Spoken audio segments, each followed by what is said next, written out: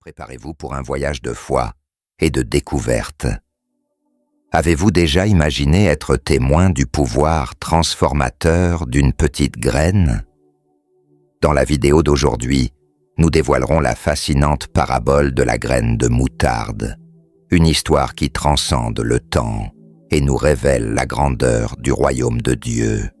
Dans un monde où la force et le pouvoir dictent les règles, Jésus nous présente un royaume bâti sur l'humilité et l'amour. Une graine, apparemment insignifiante, se transforme en un arbre feuillu, abritant tous ceux qui cherchent un refuge. C'est la métaphore que Jésus utilise pour nous montrer comment le royaume de Dieu se manifeste dans nos vies, transformant le petit en grand. Tout comme le grain de moutarde, le message de Jésus s'est répandu dans le monde entier, transformant des vies et construisant une communauté de foi. Tout au long de l'histoire, des hommes et des femmes ont osé défier le danger et la privation, apportant le message de l'Évangile aux quatre coins du monde. Et vous, êtes-vous prêts? Êtes-vous prêts à faire partie de cette histoire? Abonnez-vous à la chaîne Restauration et Paix et embarquez avec nous dans ce voyage de foi et de transformation. Ensemble, nous percerons les mystères du royaume de Dieu et bâtirons un monde plus juste et plus compatissant. Cet enseignement provient des récits de Matthieu 13:30 et 1:32, Marc 4:30 à 32 et Luc Padino-Romani, Padinette Nimidon, Patonbe2.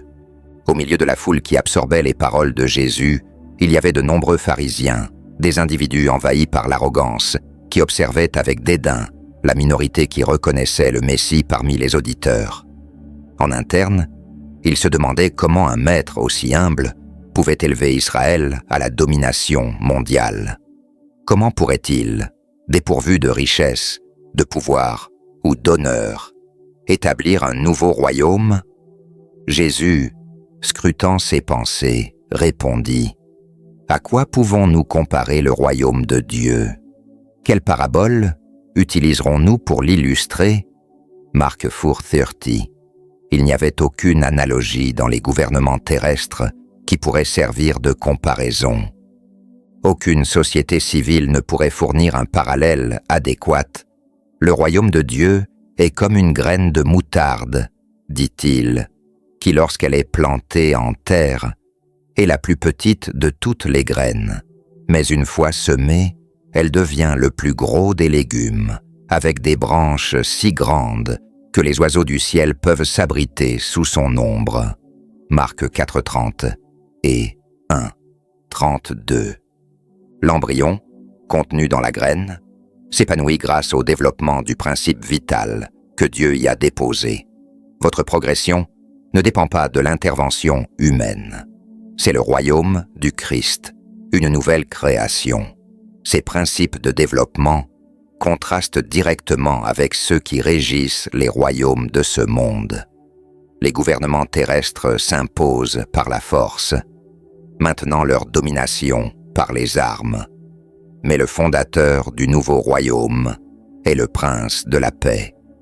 Le Saint-Esprit symbolise les royaumes terrestres comme des bêtes sauvages, tandis que le Christ est l'agneau de Dieu qui enlève le péché du monde. Jean 1:29. Son plan gouvernemental n'utilise pas la force brute pour contraindre la conscience. Les Juifs s'attendaient à ce que le royaume de Dieu soit établi à l'image des royaumes du monde, recherchant la justice par des mesures, des plans et des méthodes extérieures. Le Christ, cependant, met en œuvre un principe diffusant la vérité et la justice pour dissiper l'erreur et le péché. Pendant que Jésus prononçait cette parabole, le plant de moutarde pouvait être vu tout autour, s'élevant au-dessus de l'herbe et du grain, ses branches se balançant doucement dans le vent. Les oiseaux volaient de branche en branche, gazouillant parmi le feuillage. Cependant, La graine qui a donné naissance à cette gigantesque plante était la plus petite de toutes les graines. Initialement, une pousse tendre a émergé, mais avec suffisamment de vitalité pour croître et s'épanouir jusqu'à atteindre une grande taille.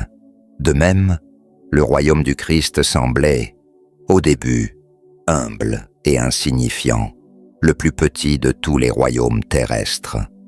Le droit de Christ à la royauté a été ridiculisé par les dirigeants de ce monde. Cependant, le royaume de l'Évangile possédait la vie divine dans les vérités puissantes confiées à ses disciples. Et comme sa croissance fut rapide, quelle étendue d'influence! Lorsque le Christ prononça cette parabole, le nouveau royaume n'était représenté que par quelques paysans galiléens. Leur pauvreté et leur minorité étaient souvent cités comme raison pour ne pas rejoindre les simples pêcheurs qui suivaient Jésus. Mais la graine de moutarde allait pousser et étendre ses branches à travers le monde. Lorsque les royaumes terrestres, dont la gloire remplissait les cœurs, auraient disparu, le royaume du Christ resterait une puissance vaste et forte. De même, l'œuvre de la grâce dans le cœur est minime au début. Une parole est prononcée, un rayon de lumière est projeté dans l'âme, une influence s'exerce, marquant le début d'une nouvelle vie. Et qui peut mesurer les résultats? La parabole du grain de moutarde illustre non seulement la croissance du royaume du Christ, mais aussi l'expérience qui revient à chaque étape de son développement. Pour son Église, à chaque génération, Dieu a une vérité particulière et un service spécial. La vérité, cachée aux sages et aux intelligents de ce monde, est révélée aux humbles. Cela nécessite des sacrifices personnels, des batailles à mener et des victoires à remporter.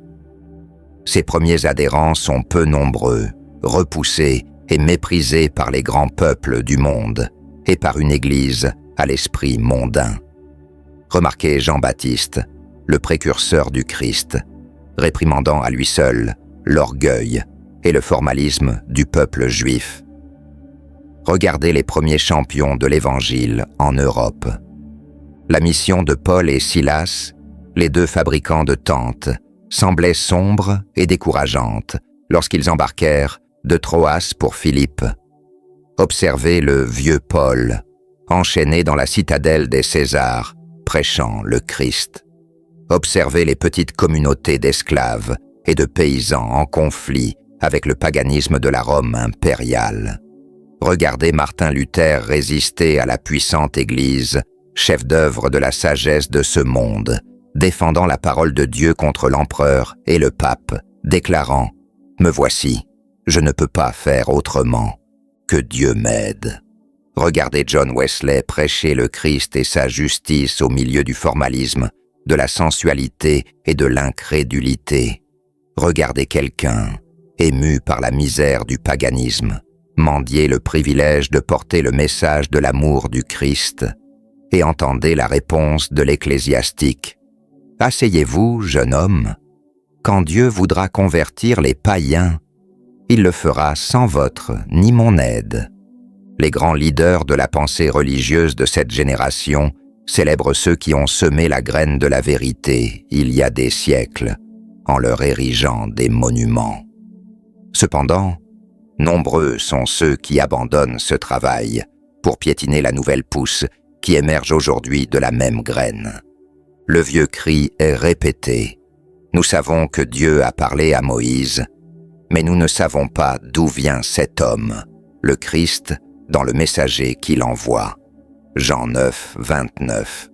Comme dans les temps anciens, les vérités particulières à notre époque ne se trouvent pas auprès des autorités ecclésiastiques, mais auprès d'hommes et de femmes qui ne sont pas trop instruits ni trop sages pour croire la parole de Dieu. Frères, considérez votre vocation. Peu d'entre vous étaient sages selon les normes humaines. Peu étaient puissants, peu étaient issus d'une noble lignée. Mais Dieu a choisi ce que le monde considère comme une folie pour faire honte aux sages, et il a choisi ce que le monde considère comme une faiblesse pour faire honte aux forts. Il a choisi ce que le monde considère comme insignifiant, méprisé et néant, pour réduire à néant ce qui est, afin que personne ne puisse se glorifier devant lui. 1 Corinthiens 1, 26 à 28. Afin que votre foi ne repose pas sur la sagesse humaine, mais sur la puissance de Dieu. 1 Corinthiens 2, 5. Dans cette dernière génération, la parabole de la graine de moutarde connaîtra un accomplissement remarquable et triomphal. La petite graine deviendra un arbre. Le message ultime d'avertissement et de miséricorde doit être proclamé à chaque nation, tribu, langue et peuple. Apocalypse 14, 6. Afin de former un peuple parmi les païens pour son nom. Acte 15, 14. Et la terre sera éclairée par sa gloire. Apocalypse 18, 1 point. Nous avons atteint la fin de notre voyage à travers la parabole de la graine de moutarde, et j'espère que vous vous êtes sentis aussi inspirés que moi. Nous avons vu comment une petite graine, apparemment insignifiante, peut se transformer en un arbre feuillu, capable d'abriter tous ceux qui cherchent refuge. C'est le message central de l'Évangile, la puissance transformatrice de Dieu, qui opère dans nos vies, transformant les petits en grands. Jamais auparavant le royaume de Dieu ne s'était manifesté par une paire de grandes démonstrations de puissance, plus plutôt par l'humilité, l'amour et la foi. Tout comme le grain de moutarde, le message de Jésus s'est répandu dans le monde entier, transformant des préjugés et construisant une communauté de foi. Et vous, êtes-vous prêt à faire partie de cette histoire? Laissez un like, partagez cette vidéo avec vos amis et votre famille, et abonnez-vous à la chaîne Restauration et Paz pour suivre nos prochaines vidéos. Ensemble, nous bâtirons un monde plus fer, plus compatissant et rempli d'espoir. Que Dieu vous bénisse, vous et toute votre famille, et n'oubliez pas que Jésus vous aime.